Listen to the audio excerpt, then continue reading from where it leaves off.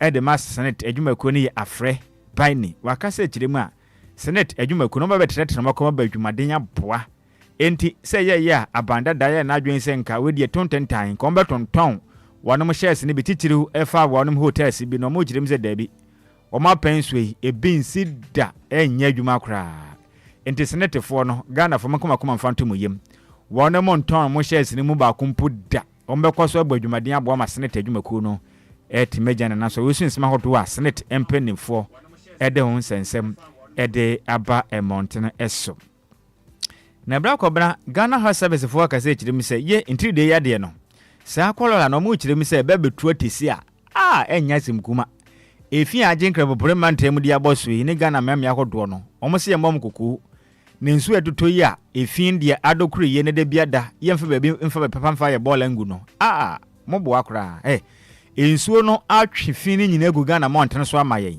enti nwura hodo de kogu we kan hodo mu a yentumi mfa ngogba pepa no ensuo ne yankopɔ ya dometo ya sese ne nyina ba ya fie enti bola na aba fie mu ne de motum na moye dan enti de ya de no eba krom abedi yenya na kyene me se be hwe ade ya pene ho a ko akata da edin da so we daily satellite na ato to chi ku a eno so ode ho sensem ede aba mountain so yi ensem de wa hawo sem go hapapa sem no dosom yen kopie ma wo daily post ene de sem aka cho se ne daily na ne kwa na daily post ko akata no so ababio ene de ato force nje ne ho me na o bia ba fa bia ato force here ato force there ene good body ho sensem na ka na waka sa Ghana mampani de bayi ama Ghana sidi na jana na so nti we de Ghana mampani yempene we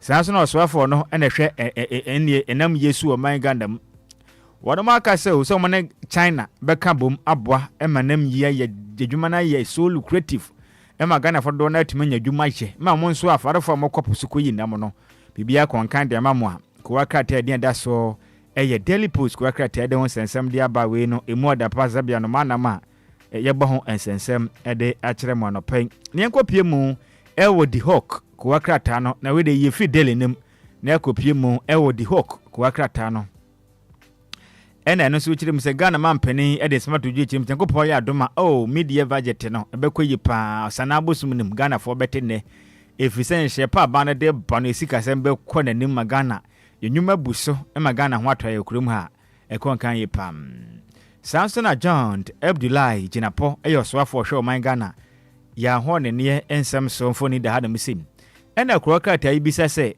ne hora the missing ECG containers as a month on minister promise remains empty waste wana mu kyeremu a oswafo a ohwe o man Ghana ho ne ne ensem so Abdullahi John Jinapo ebeka Ghana Ghana for se sa ECG for containers ahudu bi enya ntaban etu ye hira basa yire wo Ghana mu a ene da biada ene na wafa microphone se kwesi nanim no wa friends emtwerefo momra na menkasa na containers ne yehu se hyaha yehu se abadada mufo ne wiaye yehu se portfo ne wiaye yehu se we ne wiaye yehu se akane yisi jimpenifo ne wiaye ene be benam bia na semtwerefo ho mesese sana ho saa ene press conference upon press conference wa Ghana ha no anya semkuma keka bia de biada headlines na John Abdullah Jinapo ene dani mu ene ombisa me say sesi abeya bosom ba kwa twemu ku na John Abdullah Jinapo na sa ECG containers na wa hemfa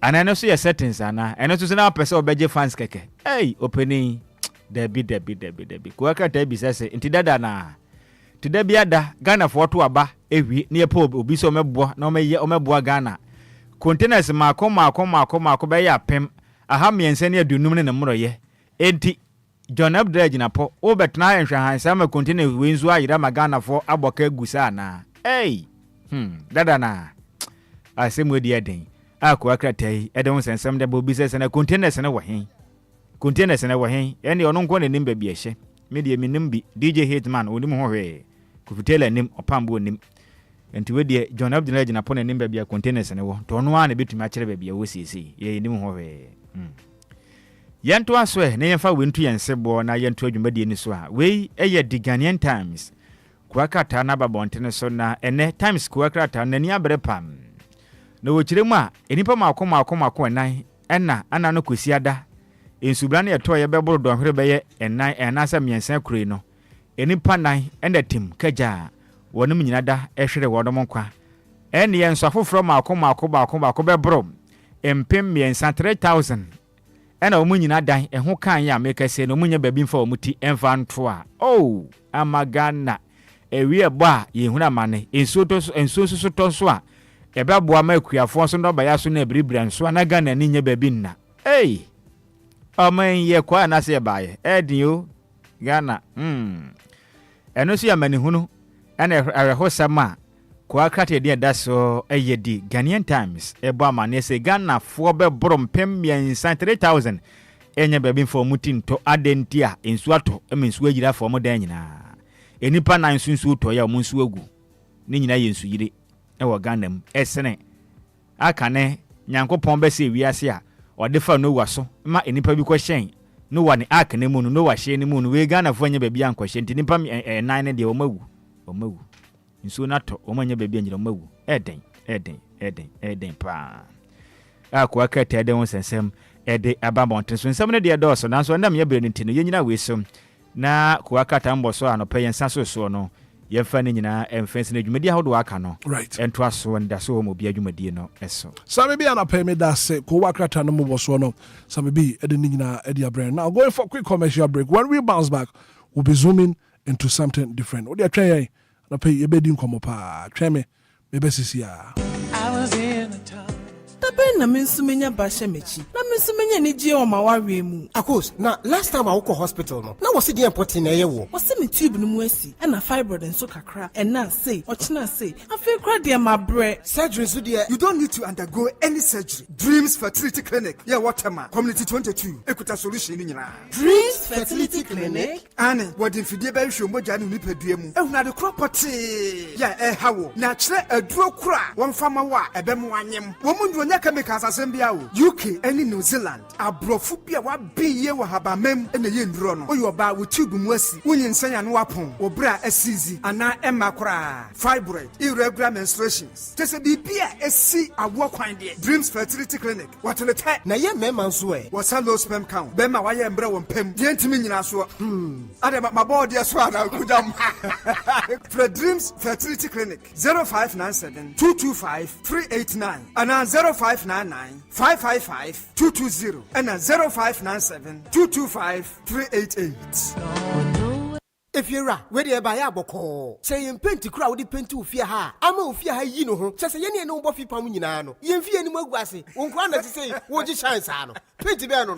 And the two, not as a sad word, Yatum said, Mania BHL Bonessa. Oh, Yatu, and the metro, and your diamond paint, and I'm the painting me fear any offices in Diamond paint, yes, diamond paint, original from America, with Benjamin Moore brand, and your gum, Weno, and Fedi, and Quadaya were down who fikura, and ran so within shower, na a fino call, na painting there, and that's what him the team. Let us say a wash up no. Aha, wow, now colors beyond what will be, what acrylic, gloss, semi gloss, and a satin. Diamond paint. And Swabia. I papa so born so that form. Wholesale any retail na Accra had diamond paint office in our way. Diamond paint for no ever Kwabenya ACP. Kwabenya Pokrasi Road. Frewon 0546 770 341 and 020 7744 697. Diamond paint. Leader in paints and colors.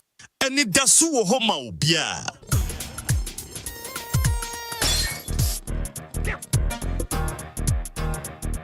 Anidaso Wɔhɔ Obia.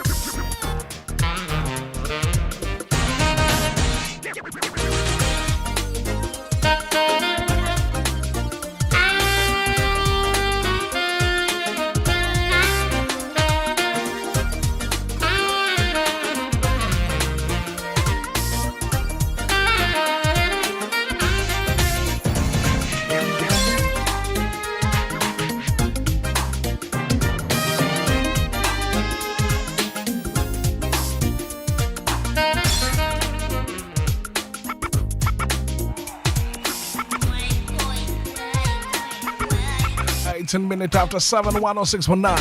Anidaso Wɔhɔ, and that's how me be a sip. So I do go work out and I'm a boss one of the Abrea. I'll pay. Oh, that's not say. Dreams Fertility Clinic. Rap all at say.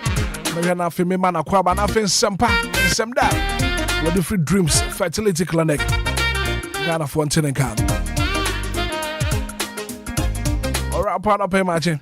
Shama, mejoso. Libya boko die. Nyame adom, ina na so. Kama pa. Another pay ye dim come Dreams Fertility Clinic. Yeah. Ghana for you. Right, and a ma minchia tiefo nyina na me da ma sese mama me opportunity e bana wo hu nsem dia na ya ma platform ke see ya na e wo se wa wuti me so take advantage. The kind of number no hu hia yi pa msro. Number no e 0597 225 389 0597 225 389 and 0597 225 388 0597 225 388 na no pay asempa ba kwa me ka kire na 8888 ane say Dreams Fertility Clinic say any first time a wuti me a hospital and asa yaresa bia adwuma di ba ko pe eye awo ho nsem bibia fa awo ho problem bia ya awo problem so ba na wo so be ma na wo se wa wo pen o sa pe ba biem na wunya e pacho small problem with Dreams Fertility Clinic san say oba dreams a ehonye herbal clinic ehonye orthodox na oko UK ni New Zealand abrochi ba mu a ye wo doctors penifo a ebinum akọ pension na omutifia a omu na ye ndura dreams edisa yare e wo Ghana ha ede wiase afa na nyina na miremu a oyo ba sebi utie mi say eba na wo mu nsem a ye wo primary infertility and ye wo secondary infertility ye ka primary one no a oba sebi ode onwo dakra ana unfa ye funu da one of the first factor a oba say ode onwo dakra ye ka say fertility issues and ye wo secondary one na obi wo ha wa wo pen na so osan pe awo ni bio atiko embe bio oba dreams a ye was solution the massa problem in na one o sa tie o menstrual cycle no enkoyi o baby wonu mu a ebia okoye abortion emre surgical abortion meka surgical abortion and ye de enema wurawura wase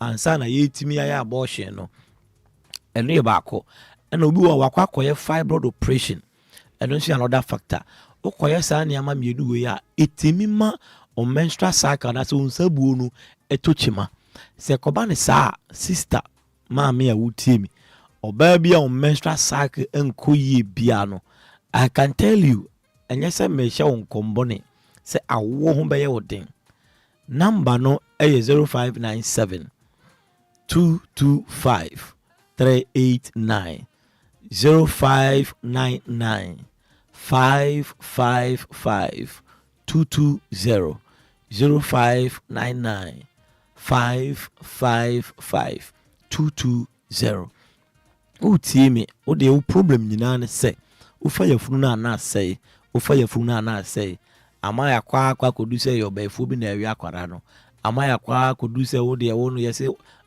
obi akese o bra dreams no ma ye kese o mokro mo kita record ni ba ya kra wo aba ya tom badin a small problem me pacho so fa yafunu na sei a one niam mienu na betimi akoso sa se bia oba wa wudi enimu no fibroid betimi afifiri wa wudi enimu a ene akwala ne betimi edi aprapre anase akon enuanenu anase ahodi nnuane ya wudi ko nipadua enimu a ema akwala ne nyi eye from no fibroid ni timi ne abofra ne dia sa ade no ho aprapre anase se aduane na aba na ye mienu a fibroid ne betimi age 1.5 na akwala na age ha ketekete na aka no ebane sa ema kwara ne beye malfunction na ho de anani nyi ni tochima anase to ape obehunu se wajemu ne se oba no wapon ba kunzu bi embetima infection sechima to bi ana yare bi wa wudi edimu a etimi me se akwara na ho de ma se ontumi enyi sa ne ma ni nyina ya de ya simple abrofo e wo Ghana hanom a ya ma me Dr. Shirley Williams e de o ma ba Ghana ye use organic way of treatment and they am on a war yes won't to me who be let me why wouldn't to me in bad dreams wa ye you are there a few yem or buy you are there no be my sebi on toshe numa ban ye free ho and on the bad dreams or can be any one of my bit me I now wait me for your phone number no 0599 555 220 0599 555 220 Oba dreams na ye wo test ni wi a yetimi hye wo nkoma na yetimi hye wo bose frisa time kopim sa bri wo befa ye funu frisa bri kopim sa bri o menhwa cycle na block na beba e ho pe na ye tonchia e wa wo sorry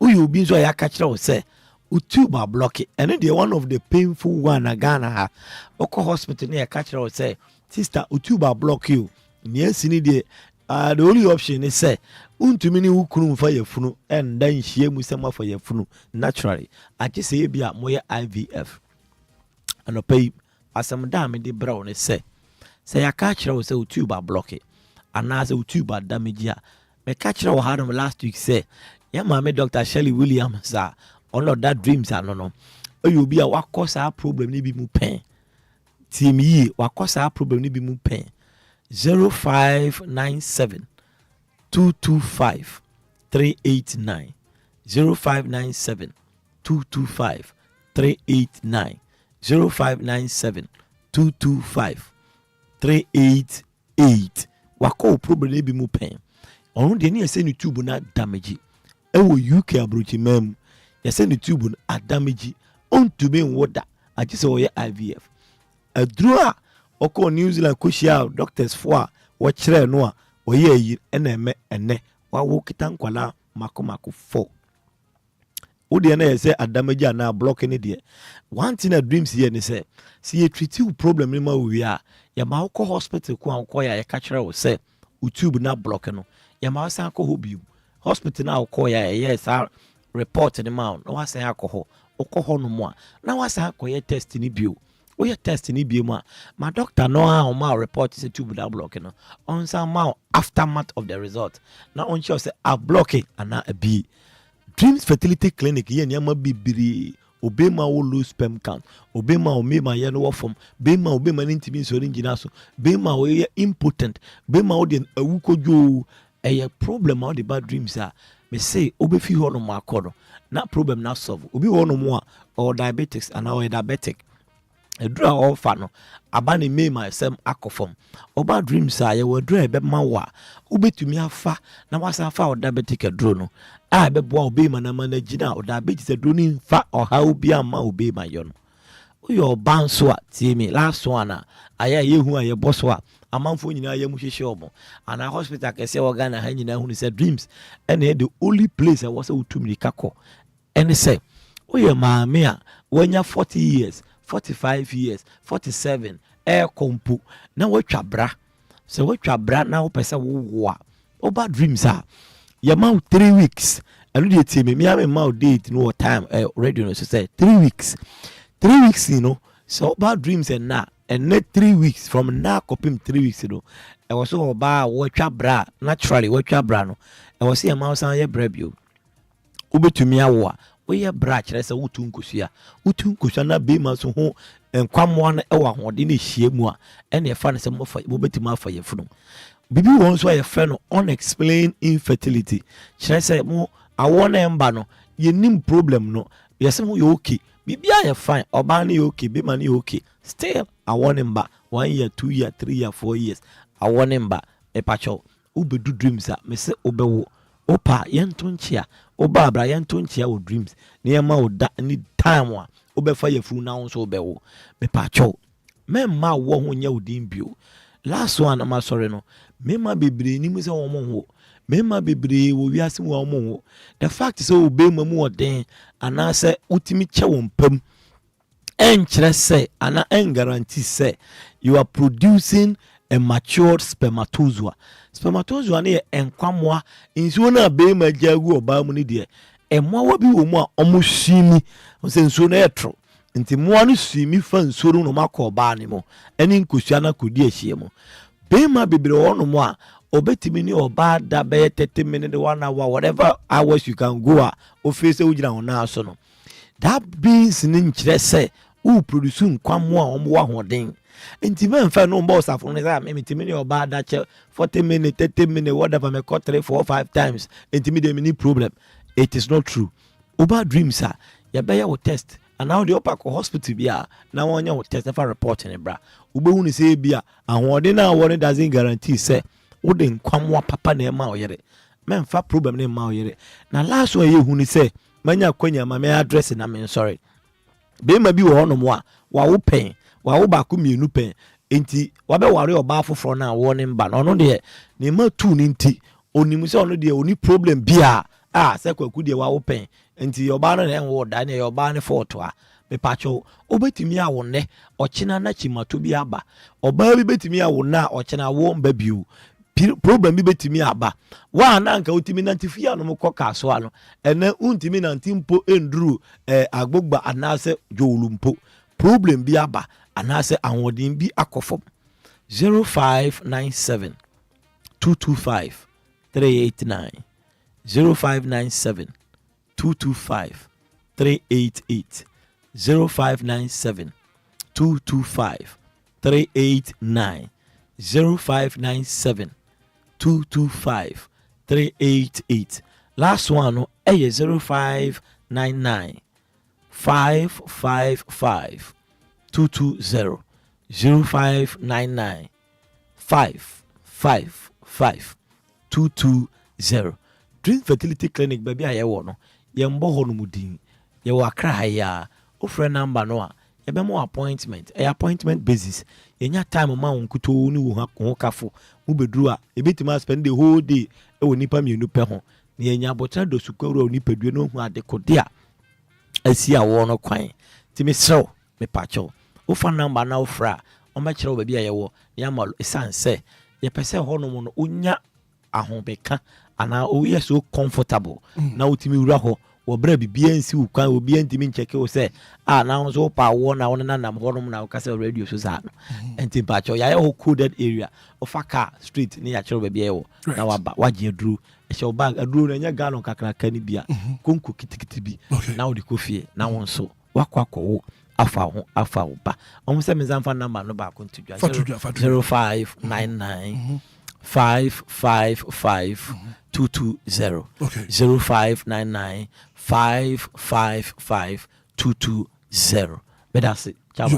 Rapport that tonight I'll pay that's a sudden commode every dreams fertility clinic at your brain. 31 minutes after 7 a.m. here. I'll be your father nasib. Sammy B wolf here. Kofi wolf here. Anidaso Wɔhɔ ma Obia. It's a brand new day and time to tune in to your number one breakfast show on DLFM 106.9. Anidaso Wɔhɔ ma Obia. Anidaso Wɔhɔ ma Obia. With your host, the one and only Hitman. The one and only Hitman. News, interviews, newspaper headlines, current affairs, Monday to Friday from 6 a.m. sharp. Start your morning right, stay informed, and get inspired. Only on DLFM 106.9. Anidaso Wɔhɔ ma Obia. Anidaso ma Obia na no pay. Sammy B at Nasib. Brother, good morning. Good morning, Brother. Bibia Boko there. And Kofi is also here this morning. Kofi, good morning. Good morning, Hitman. Bibia Boko there. And I pay you komo kakra. And komo me pesi die no. Ye kwesi ade twam yi. Wo man Ghana. Nkra krom ha. Nsuo gugu ye. Na nsuo na etoye no. E chensunsaso no. Na yade a asefem pa. Biambia dodo na flood ye. And the question I pay me busa etiefo. Maybe some penifo. Maybe sa Ghana for ne say. Nsuo to bia asem krom ha no no. Ache bia bi e flood. Ya be dan ana flooding yi yetu ase. Ya be dan ana se nsuo beto. Ye hu flooding e won kra krom ha no. Brasa me good morning bi. Good morning, Brother. Mami ti wa no pay. Nedi kameda wase ene yakwanya wode ama me bio na yensan so nchen your listeners no for discussing dwumadie no so na asemo da hoye no ano oden ene se Ghana ye wo mu no yete se aboa pete Obia onim voucher pete no so hu se pete esi sumina so a ote se Ghana ni Okay. yes titiri no pete no kra omote se Ghana mpanimfo amenka ne yi pete te se Ghana mpanimfo ene se de bia da ye twen ema BBC ansa ya ye hu bribi oman ba ko a yetimu a wiase nyina betumi akase ye de nipa nkwa ene ye hwehwemu eye Ghana ma no se moja hwiegu ama yensua nyansa ewo mayinim Black obna nansen na ekuafo obobna se o nansen su onto ama mo no ba ye nyina ya basa okọ atifido mantemu ene mmemme ahodo bi a omotasi kua pa na omanidaso nyina ne se enkensuo no nto bresem na onom no ba ye no entimi emra kama na Ghana aduane muso na yenya bi endi na de ote bia o yesikua no ne de ne se nkada bia mponkensuo nto ne bresem no nya enuane kama de oto nkran ene mmemme ahodo bi nso bo ono ko anka de bia pensi papa me se wiase kura be se anka de bia pensi bi ko nsuo betwei asem ena ebai adentra efitiri mra boroborobo ade nyankopon bo wiase to hoi those days enipa tena asase we so chechiri kuro etena so no ne nsuo to a tetefo no kura sabe na wono manko engineering school bia omunim nyansa a ebeka se ne na yadwene mu ado akọ school akwaje ntete ehu ni nyansa se ne de ye obi be efe na engineering ye beye BBC ebeyi kwan si ebesi fie a yemfa ne mapangu akwam entoto ne masebe ya daachi bi nsuo bi to na ebusu a enkofo ha bi mfa mra mom de ne bobo sanka sabe yenya nimdifo anko school okrum a anka mfaso ne nyansa ewom esene se Ghana ni ko school kwaje ntete kosunya nyansa se okosunya kwan ahodo a ye faso a ye betimi engineer asase no ye beye bibia to ho se be ya nsuo to a enyiri mfa nipa se school na Ghana mpanifo ni bi ko ya ye fra mo engineer su kuroma ne nyansa mbem ama o man Anidaso Wɔhɔ Obia adentira ye misa se kwan ben na Ghana ni faso se ni dan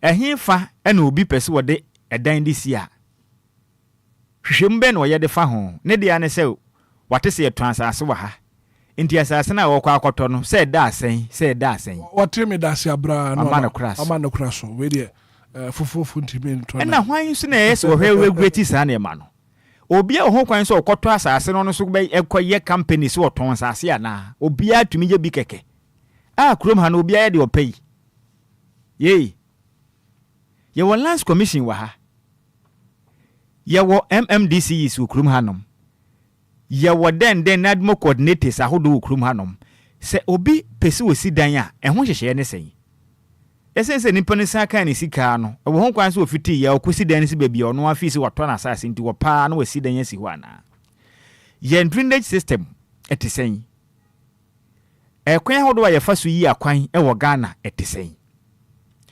ekwan ye yi a enche na ne nyina sei ne nyina afisa asabe sa engineers fo na o madwene mu no na wonu mu hwe o ma bon se kun okruma ekwan na o mu yi no bra kwa no mu yi kwan na gates na da kwan na ho ne tesen aka no tesen ehinfa na diversions ahodo o mo ye nsuo to a betene afa mu no mo ye no na kase ya kura tesen no wonder say nsuo to bia na yiri fa kwan mu enkra popore mantem nsuo to bia kwan ahodo ni nyina nsuo fa so nyina na ka tete nsuo ni sabe atentehuro ana no sprinter fu bia mehu ye wakaso kwan yi so na nsuo ato na mu nyina nsuo na konyi side nyina na nipa machi sisi nsuo mu na ka ne mo atete apra pansam na nsuo no so afa kwan no so na nipa ma tete nsuo ani adai yei chese Ghana de de bi nsuo beto bia ne yehuna ma ne ye mobena da enti yentumi nya ho hwe se nsuo eto makuani no ba yeso no se nsuo kuro ya beto ma obi otenkran ene kumase ne mmea akese bi na enko no so nye bone bia no nka ne dan nsuo ntunu mfiri ne da mu ana wonim se de asie e de ahokere e de aba nipa ne bisu abra boso ana omani mu ahokere wo mu dada ensuo eto na ne kosie dai abedwire bi ne mu dan tan to e de agu cement boy sen ne sa nipa ne dan ya dwire agu yi afi no be sha brabo na se biwo ana enipa over ben pempem ena munyi ba bi mfo mutiri nto kofi me di videos bi to so fa bi to so mame ebinim gina omo kitchen na omo wo no bra kobra jade na omo wo mu no omo ato awaduro no bienu ena wonom go fufuo wo madie omo gina nsuom na ewo fufuo kuruma nkra wonom gina nsuom ena esi fufuo ansa wo manya aduane ayeden adi. Let's hear from our Facebook page in so now. Kofi fa ba kono mom to so mame me very interested in that video. Okay. E man ni gina nsuom ensuo na omo gina mu no ye omo kitchen jare a omo ye aduane ne nsuo na gidan ni nyina boso ena won mu gina mu ena won mo pem fufuo ansa omo atumi adidi aden eye de okoje asase no mfomso anasa de okọ ha dan ne mfomso de osi dan ne mfomso na hwan so na ehwese obi mfa dan si babia ese odisie de bia dan suo beto bia ne Ghana ni nso no gujamui yeyi maybe so de bia nsuo to a Ghana ni huna mane kuruma Anidaso Wɔhɔ ma Obia. da bi o se ka ne se na se o man pani bia dem yes se ye tuni pa bi e de o masi ho no ma ya so ye abosum do ye tua wo no moka ye tua na no mufo ka MMDC is ye tua moka National Disaster Management Organization. That town country planning for bra ko bra me wo fa se phone ni. Okay. So abusuambra bra Facebook page no so. Ada pay bra abusuambra Facebook page no so DLFM 106.9 DLFM 106.9 bra Facebook page no so na fra bra be videos asame bi e kan ho asema na pay and it's very very very sad. In Sua e talk kwasi ada no. My man for current situation na wom. Na we video a nsuo na yira fa won kitchen yina no what the wardrobe yenu aka boso a there's a nsuo mo obedi fufu sami bra ko bra nyame nhyirama said ye papa dad Lumba nyom ne kan ye no nyame nhyirama wo ba Facebook page no so a by Facebook page no so wo ba now the comment wo dia to honum by Facebook page no so DLFM 106.9 nsuo na yira fa kitchen ho nyina won so waka wardrobe yenu e dia boso na se ne confitela kan no nsuo mo ewie mo ebedidi da hallelujah etibra kobra we have a lot to do as a nation going forward we have a lot to do we ya nsuo atoi ubehu nadmo coordinators MMDCEC beko me nsuo agira for makofa pen ene paper aya assessment ombe ya assessment ni nyina awie akwa amone yanwa what you say makofa amone yanwa ene mattresses akoche de amade hie sabi wo hwe obu video na wo hwe lady na wo fufuo na chiwa tum se nkwan ni nesi ho no no na nsuo atra ye man kwan ni say da ye be watumadi anade you see I know what to do you know masha say no matter what nsuo mo ewie mo whether rain or shine ye be di entibra kobneni endra ena koleklote MCE ene nadmo coordinator eko dona isukan yi ho eko ye assessment ni ade a na o mankasa eka na ade manage ne se o se enya ne na be hya ase nsu be gida fankrani ana ade show mo wankran go fi ma video no nkoso anda so wadaroma na insu nde bia da to bi egidi fa o mo da enti going forward no there is the right time I say o mo tena se ida common fund and I say internal generated fund bi mpo a wo mo de ye bribi enkwesi da bai mi bi sa o enkwesi da bai Anidaso Wɔhɔ ma Obia. science weto eyiri fa de hye won kran timemufo ana omamba no edimu akotene omamba no edimu akotene ene mpanimfo ahodo nso ayedo masisi dibire no so dimu akotene Ghana ni nom pia water we hefa na wode to Ghana ni koto bottle water no we hefa na wode to sa drinks ahodo aye rubber no ye koto ne no mu we hefa na ye dispose of sa rubbers no gatai ye bebie na de ato enso no to na sese gugum na yiri na befa yen enim se ye obi o abo aponche emro kwagina obi da ho a na ode ne ho wi etwere ba na ho o mu se bi o se efie wura paint o tutu paint no na ni abire na wotwi sa na onum se sebe no no so o che se paint no no no wankasa ne wedie e na wo se no ahu kwanya ye faso a ye de yensu benya di okrom ha no e ka ho bi ye gata simu ye nketenkete yansu ye nya bola ye se ye betwan se nsu to ye nkohwie ngum ye hu hwe we've seen that yet de be hu no we ye nketuam se ndra aso ya hwe wiem sa kire so be kan se nsu no de to ndra na ye nkuma mu ketekete bi na asofom more to come. I'm telling you ensu e beto no ketua bi na asofom ndra na nimpo na ye dwane no ndra nad mompenifo be kan se be ye mfie num ni ensu ato a akos havoc ewo Accra ha no ndra de no one of the one a heaviest one over 5 years in the binsi jimu wonkra ha aso ye hwe wiem sa kira yesu mpo kire se ndra de na yeketoa na de eba no sesene de eba ya And are we prepared for the eba? We are not prepared. We are not. Nothing shows we are prepared. Nothing. As o mine no. Masa ye nya hwe. De na Ghana ha ye. Se nensu ye betwei. The quantum of water freeze wiemu ba e begu fom no. Ghana de na chese ye krado. We are not prepared. Bibia no ya ye. Hey, ba ko bra me sin so to tena e be san gidi afa nipa. De bia nsu obeto Accra ha bia be fa nipa. Ye nya ready se e be chenyi ye nsu ban. Ena mpenifo nso ye omadwene se won beboa. Nti nsu ne de bia da. De mesere won se wo ye Ghana ne bia wote ne se wo hwe na sanya tufiri wo preko. Bia wote no wonim se wo bensu ka ho gata ho ne nsu to ne begira mesere wutu. But according to Australia, was it more to come? Oh, nothing. The back was here than in Kumamuka. And pompons so keke. Oh, since we beton from medical. No credit. Tiana no the AM from a dead yes in Subi Babeto. Na dear pano, wake to a be. Right.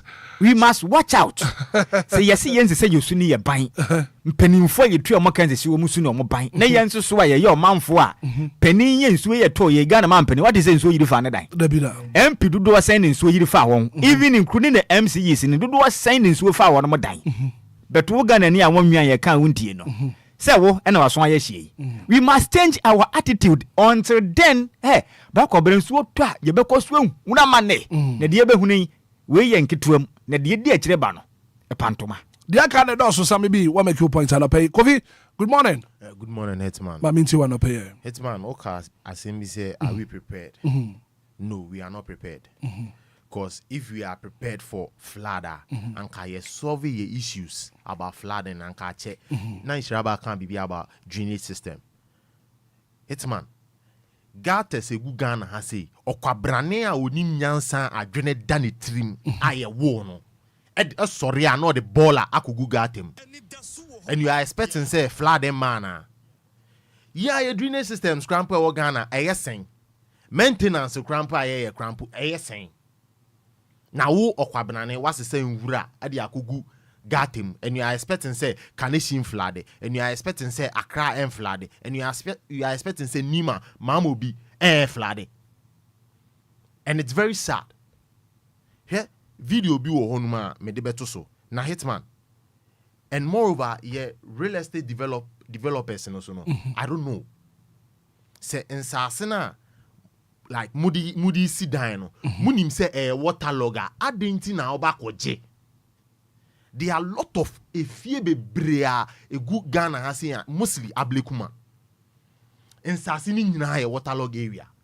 Waterlog in Sion Pua in Suasase. I wouldn't say Usidan, Sabi and then how years to come. Ubenya problem. In Sua Yadibia on Hitman, Yemfendi Agro. Ekum. And I don't know how or more Junisifa. Bruni Yadibia or Juni 10 years ahead, 20 years ahead. Send a man ombe take care of at the end send a bebo mesifa.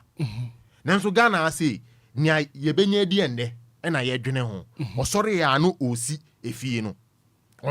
onwini ni nua ho se ebia efie we mebeto ama aso mesi ebeboa na na se emoa no na okwabra ne waton amaw na afi de umomu akwakotirim na afi de nsu start to a na ejiri fa wodan na yiri fa wodem which is very bad ye besre omo ye ade a omo mfa nyansan den enton kakra Hitman me the video no to so na police ni ba akoso aya ade pa nyame nhira no enura nsu eto ye no ono nko ani nipa Hitman osesesa Enquires school nkra no e de omu twa nsuo no yembo na baso Kofi the video no beto so real estate wait Kofi where you here we Lakeside estate na video no da so no Sami one video no and Lakeside the way there say legon haya asemu and per complaints e ba na kire say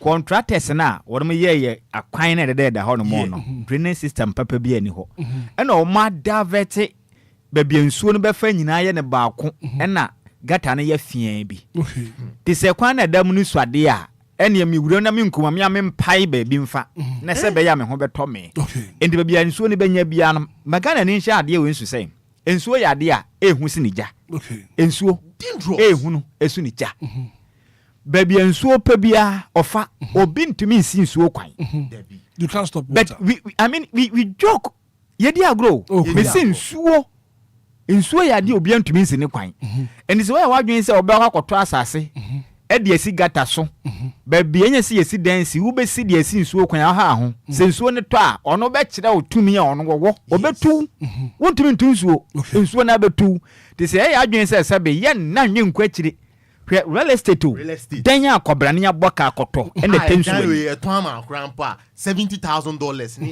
etire se na me hu se $10,000 wo fast na ne tire ho enwi ni ho no kwadwo sheden se nda mu de na etu no ma na ne ayi seja aya wanka bi okay right mate ya ma tie from na na pen komo kakra ya die do sana tie for baby please ni no no oye sad no ya mbona baso pa I think the Ghana Police Service so mbona baso say nsuo ne to ye no mmofra wo peja won efri baby ana nsuo no no Ghana Police Service ave police ni no ya mbona baso 0593406565 0534050199 mache mejo seminya me ba che for say imeni mi frifika so imama minti wa no pay you are no pay so the body na sister dey nkwanche no me afotin when it be beside disposable things and penfone bu be say dwe be wo ni tu asini ntwaso no cre and aban embrace disposable things no country board ma okum na kuta disposable things e ma mfa nwura mu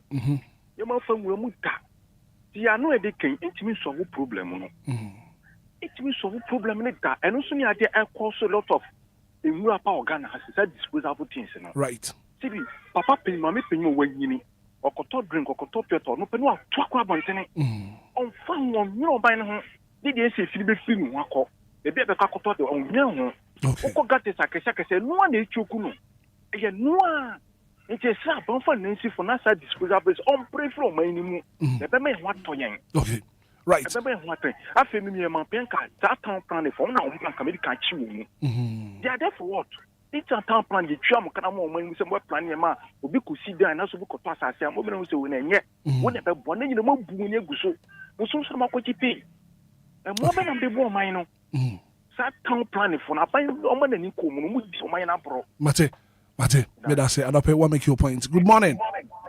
brother ba je froze Bidiane to me every jan kama na do to me ma minti wa na pay yo na no pay there the massive mo boy juma de ma wan Ghana and the mechanic from higher way the demarcation a problem na me near he omo hand dying na me ya mom by a landlord for no kwan dia nka me me ya mom because landlord for ni bi the best landlord association yenye bibi kwa na bi twetwe omo na mo chance na mo hu se o man Ghana no empanimfo no o mabo me fi tanduku bibia ni ho a o kan o mo de ye adwuma because e ba na ho yehie mu a enka o mo It's no can more find yet. It's the media may go to the landlord for no. Thank a bear. Obia got our name. Oh, yeah, dear, we be the above because when you sketch to the actors are yes, we dine. And yet, Danketwa, and yes, Kaketwa now, there was said, yes, dino. Not just a minute. Now, you have a stena. Yeah, intermediate. So, my dear channel, I'm the black from now. Good morning. Hello. Good morning. Good morning. Me ba che fro say. A big Joe. A big Joe ma minti wana pay. The Mukano and Oque. Uba lasi big clago ha.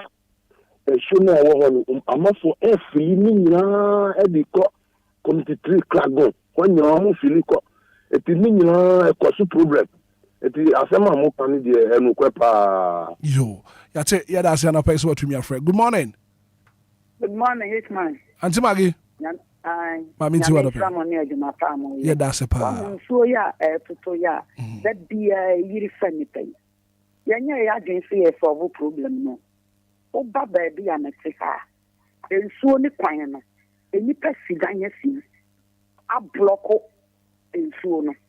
Enti ensuo ni fana sa yanya soro nanka ye wa. Kensuo ni baba be tria fa ye so. E wo yefie. One way ni masamre man ni. I want to share a day. I cry. I want to be a road, you know, the demarcation, the kita wong. And so you have block kwano. And so ni kwano, you have block on in so far, and you have been fat. No quaco will be see.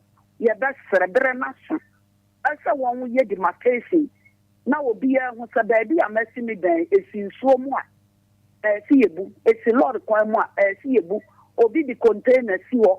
Amen so na choko na see ye fiwo and a baller hey na so ta na ko vie e baller na egum tanka sini o won fa sama mra na ye nchichire nkrofo e bi sa adwuma ni nyina wo ni nyame adwuma wa Auntie Maggie Nyankopon enka wo so. Good morning. Hello. Good morning, sir. Me ba che fro say. Do the tema. Do the do ma minti wana pay. Enti Hitman a pibia ye ba beta na ye repeat asemi ya biom. We have to do something. We need to do something on it. Enti mo people no mo hwe na mo moyen because every year bia in store we have to come and sit down and repeat the same issues.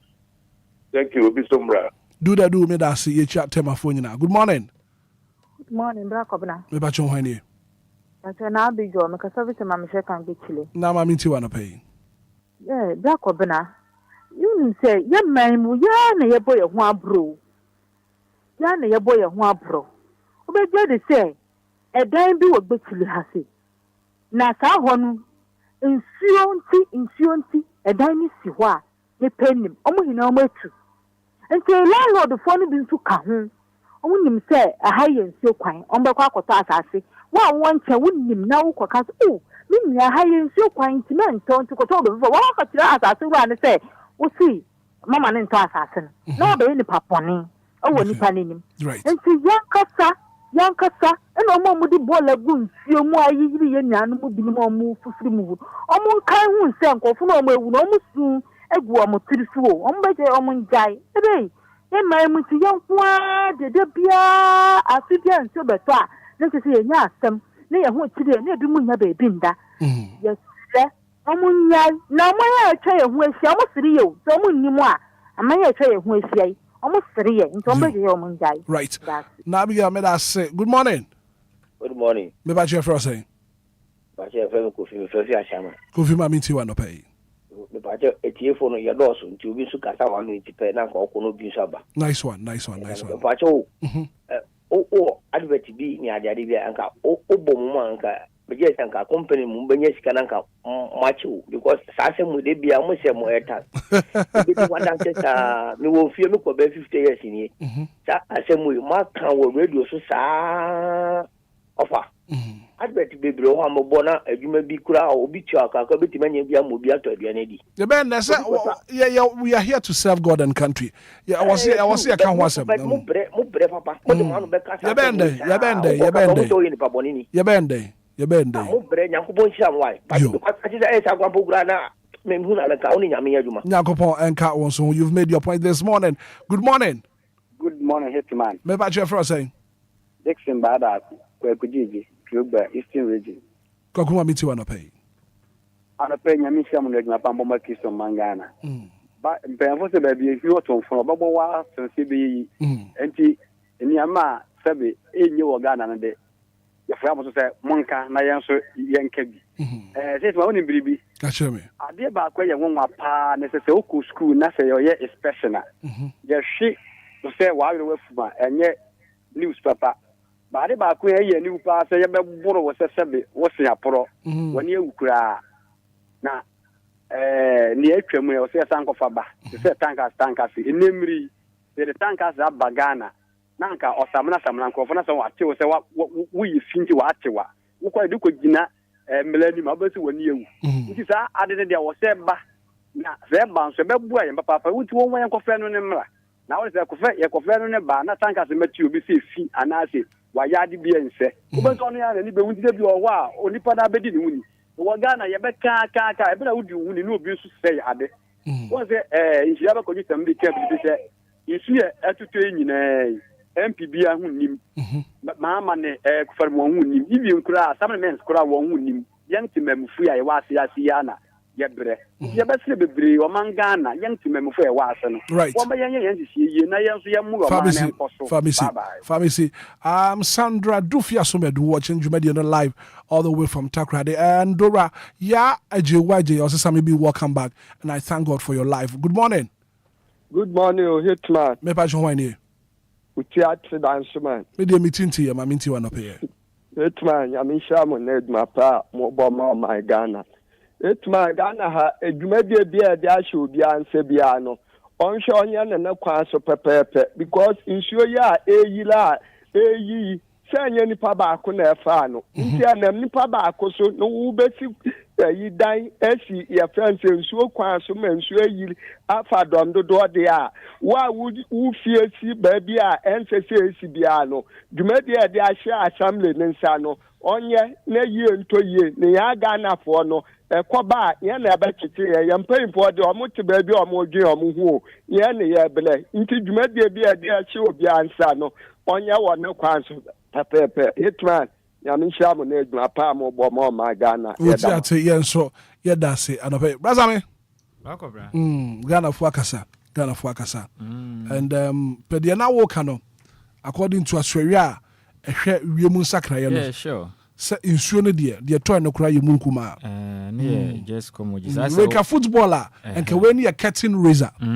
curtain razor sanity ti de di kan ba no eprapra kwan mu I say eco program na dad Lumba eba na ayemotofo ahodo adi kan ba stage omo prapra kwan abetonyum na omo prapra kwan that is see stage ni so afie na ba bia wu en bi na nra ye Sunday ni ye hu ye intense na di kan to ye no ano no ye curtain razor ye besre wedim I was talking about our town and country planning for no Ghana man penny ho no sa reset na me so onya hu ye mesre no on scrabble there is no sense in fact so be any so Ghana ever no town and country planning for no you reset you up na bra ko ben fa so be na so what do yes scrabble just ye twam kura ye nyim free o fa so be no set na sem yes scrabble free o ye nyim free o kura obi so adwuma fa so ni so Ghana adwuma ye pia ka o man nya so ko ben ne se medema no si ne yakoi ni nyina ne se hwe ade ye me fotumi ye ne se produce permit obi esi dan na omunya ka premfiri nipa no ho eya ade a assemblies na ni ku hu behu a na produce permit pa no me de abebo down red na mo twen so ye kokko right eno ana assemblies ahodo ni nyina ni mu ye ne mom se nimpa di dan si ba bi a enye no momontungu krati tumi ye de man esumfa so ne sen enipa ne sit down de esi su kan butugu otumi nya wo we tumi ne kitade na obeye but wo twen ya manipa no be si wie na afi mu atena ma hwe han sa ma na boso nyina wie asan akọbu atu agu a obo nipa ne ka ohya ase de mo hu ye mo nyire ntungu I think these are the things that we can do be boa yen going forward no obebo kokọ na obi su nimisa ade amekoye de ha be bre me ne afofra onye so Ghana ni yemwa ye ho na o mampeni ene mpenifo so nya den why because why ho dia engosi aga and yenkomra nyina ye menum na pampam enka pani bia enti yenyina yenhya ase na saa niema hodo no mo krum ha no botro ne sane ma fo disposable ones no penifo nye policy bi mra omunye policy mra se be ban na ye mane se ya mane so there should be a policy at least in so no num wi a ana wo to drink no no ma baby yes o de to potty because already o man need has been baby a dey some be wonum some be wo to kwan outside Ghana countries bi wo no ma disposable ones no wo to me de ko na fe wo de akwa sika those days na bottles a bottle one yen kan say bia me grass one na ukoto drinks na ade na o se na bi da krum hada dabi ukoto coke ni that Sprite na ade no why na da be na ko se bi da kwa no ebi ni ho enu na Ghana ni betumi ya use ni ya ni wura no wo je na ade ti wo to ya na na ade bre no enu na ye bibini na me se bebo ayen ndi say disposable one na mo aye de a I mean mo mbande anase o mo mfa proper measures bi ngu akwan because enu ye the major contribution e ka ho ye major contributor de bia de nsuo to bia e yiri fine because wo ko do na no so a bra ko me say nsuo to na hwe nsuo na ni ne egu ani a wo ye mbehyo nyoma gu nsuo na ni pa ye mo aye ho na ye mpani forma ne yakopon ma yakopon de eni baabo num so osoro bo de wabo no wende eni baabo num osofo bia ntumi nkotu da na mom eya bebusem se wo boa ho a ene ye boa wo enti Ghana ye mo aye ho na nyame hu ye mo bo hu kashire bo an ye so awo enti sa de ye boa na dwumakuo ba na so mampani nyoma yi town and country planning for no ontu ase ontwam free on fa so bia ni so ontwam fa so bia ni so na de na Ghana fo anya on reset your man aso on scrap free on scrap bra ko bra de reset ontu ase ye hu free on fa so bia ni so right ko vi ya ko Hitman e be do bia ase se utie ye na ye be siro bia se ni anhira ba kan no raba no onum wi a pe ba bi fatu yie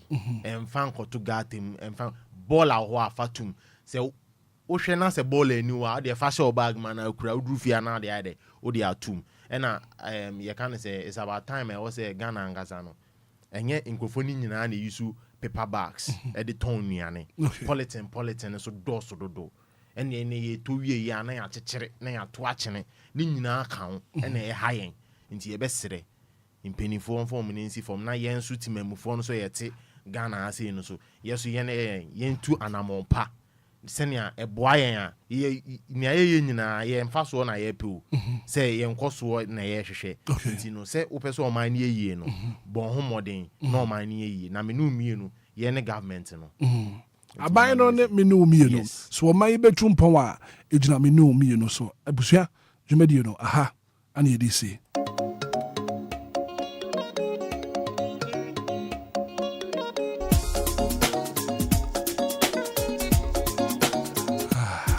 gotta go.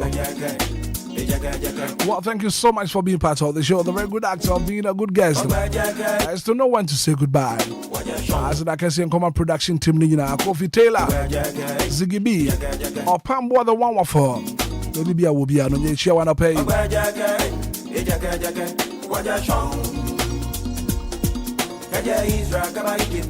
Now, I'm watching up a message here. Anidaso Wɔhɔ will be a Jumadi in the song from 6 a.m. to 8 a.m. And from a Hitman, I call Father Abraham Asuya. I'm right here now. Award-winning mid-morning show at the Bebro. News Naba. And I draw Silky Beba. Silver Lady Beba. That's what DLFM. Good morning.